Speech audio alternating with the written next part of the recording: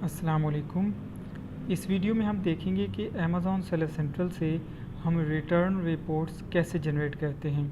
वो रिटर्न्स जो कि हमारे कस्टमर्स किसी भी रीज़न की वजह से डैमेज आइटम या जो हम एडवर्टाइज़ करते हैं आइटम वो उनको एक्सपेक्टेशन के मुताबिक नहीं मिलता और वो रिटर्न कर देते हैं, तो उनकी रिपोर्ट्स जो होती है हमें जनरेट करनी होती है। उन्हीं रिपोर्ट्स की बेस पे हम अपनी रीइंबर्समेंट भी क्लेम कर सकते हैं। तो उसके लिए आप ऑर्डर्स के अंदर जाके मैनेज रिटर्न्स में जाएंगे। यहाँ पे आप व्यू ऑल कर देंगे और यहाँ पे आप फ़िल्टर्स जो है वो अपनी मर्ज़ी का सिलेक्ट कर सकते हैं, लाइक न्यूएस्ट डेट से, और डेट रेंज जो है आप लेट्स सपोज कोई भी सिलेक्ट कर सकते हैं।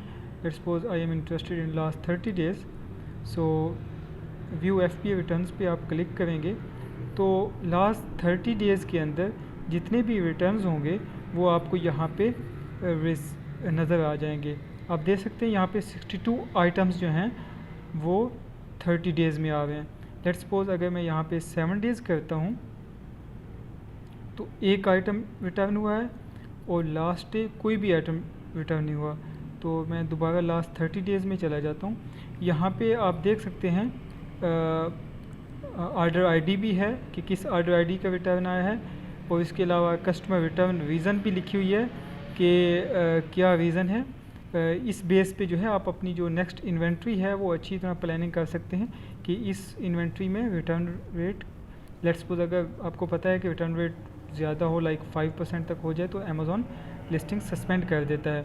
तो आप यहाँ से जो रिटर्न रीज़न होती है उसको आप नोट डाउन करके अपनी नेक्स्ट जो सप्लायर्स है उसको स्ट्रिक्टली बोल सकते हैं कि ये मिस्टेक्स नेक्स्ट इन्वेंट्री में नहीं होनी चाहिए। तो ये एक तरह से भी जो रीज़न्स हैं वो आपके लिए काफ़ी बेनिफिशियल हो सकती हैं।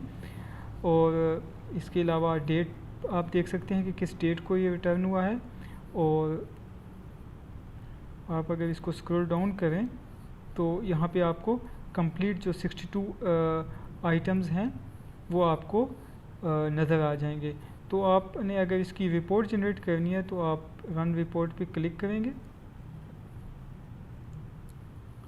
तो ये बेसिकली आपको जो है वो फुलफिलमेंट के पेज पे ले आता है। आफ्टर दैट तो यहाँ पे अगर आप फर्दर आएंगे तो कस्टमर कंसेशंस के अंदर एफपीए कस्टमर रिटर्न्स के ऊपर आप क्लिक करेंगे।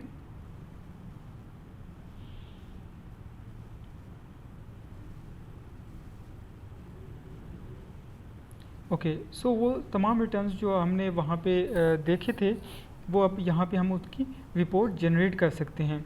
हम इवेंट डेट जो है वो कुछ भी लिख सकते हैं।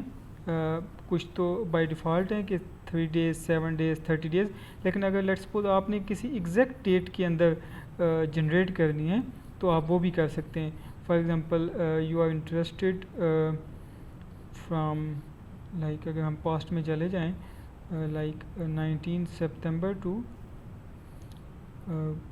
कुछ भी रख लेते हैं टू 15 अक्टूबर, राइट। तो इसकी जो है आप रिपोर्ट जनरेट कर देंगे। Following the from date must B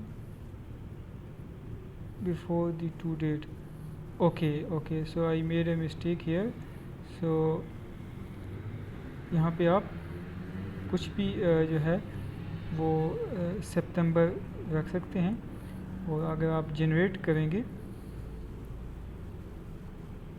okay, सो यहाँ पे जो है आपके पास रिपोर्ट जनरेट हो गई है। कंप्लीट आपके पास डाटा आ गया है कि किस एसक्यू के अगेंस्ट और किस एसएन के अगेंस्ट जो है वो आपका रिटर्न आया है, उसकी क्वांटिटी क्या थी, एफसी क्या था, और कस्टमर रीज़न क्या है, स्टेटस क्या है।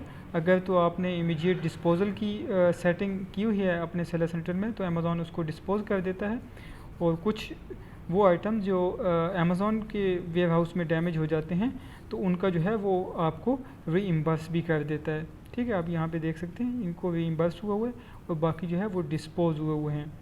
तो ये रिपोर्ट आपने जो अपनी एग्जैक्ट डेट के हिसाब से जनरेट की है इसको आप डाउनलोड कर सकते हैं।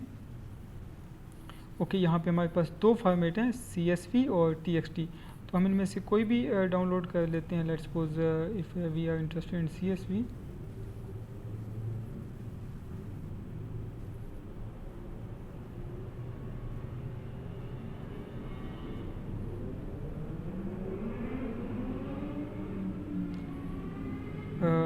Okay, so now you can see कि यहाँ पे डाउनलोड का ऑप्शन आ रहा है।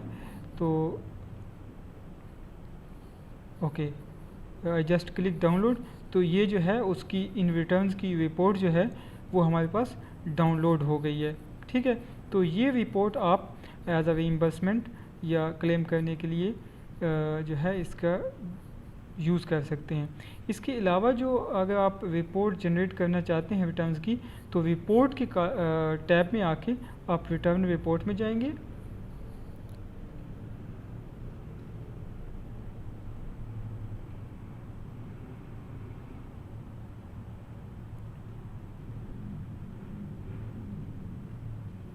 ओके, सो यहाँ पे जो है आप जनरेट वन टाइम रिपोर्ट में प्राइम रिटर्न्स भी कर सकते हैं, लेकिन हमें ऑल रिटर्न्स चाहिए होते हैं तो हम ऑल रिटर्न कर देंगे। और इसी तरह आप एग्जैक्ट डेट भी सिलेक्ट कर सकते हैं। अच्छा, एक अहम बात कि आप 60 डेज़ से ज़्यादा की जो है एक रिपोर्ट जनरेट नहीं कर सकते। फॉर एग्ज़ाम्पल अगर मैं फ्राम और 2 के दरमियान 2 मंथ से ज़्यादा का 60 डेज़ से ज़्यादा का गैप दे दूं तो ये जो है रिपोर्ट जनरेट नहीं करेगा।